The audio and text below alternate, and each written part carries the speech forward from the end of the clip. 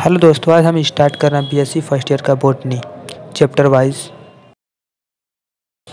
आज का first chapter है इंडियन एंशिएंट वैदिक एंड हेरिटेज बॉटनी। इंट्रोडक्शन है।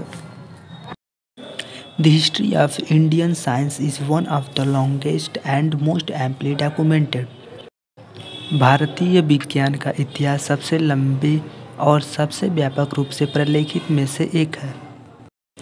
It began in about 2500 BC and India continued to make original scientific contribution on this day.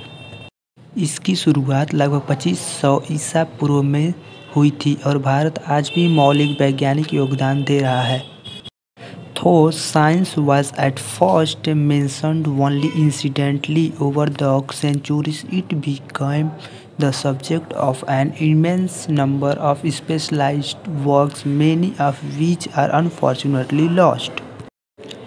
हालांकि पहले तो विज्ञान का उल्लेख केवल संयोग से हुआ था, सदियों से यह बड़ी संख्या में विशिष्ट कार्यों का विषय बना गया है, जिनमें से कई दुर्भाग्य से खो गए हैं।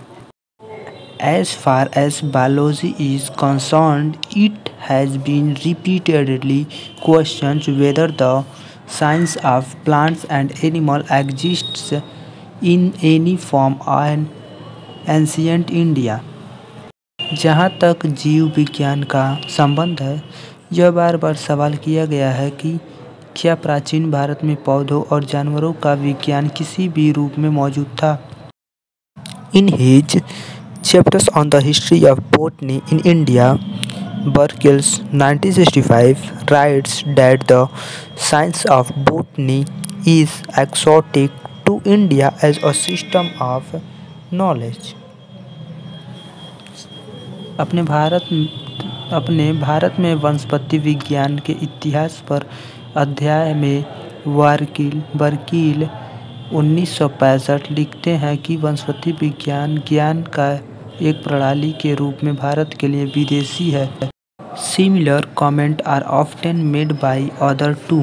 There are numerous evidence in the form of seals, copper plates, inscription, palm tree leaves, epic mythological stories, Tibetan writing, archives of monasteries and literary treatises from which it is possible to decipher the knowledge about plant and animal as it subsisted in ancient and medieval India. इसी तरह की टिप्पणी अक्सर दूसरों द्वारा भी की जाती है। मुहरों, ताम्रपत्रों, शिला लेखों, ताड़ के पत्तों, महाकाव्यों, पौराणिक कथाओं, तिब्बती लेखों, मठों के अभिलेखगार और साहित्यिक ग्रंथों के रूप में से ऐसे कई प्रमाण हैं जिनसे पौधों और जानवरों के बारे में ज्ञान को समझना संभव है, क्योंकि यह अस्तित्व में था।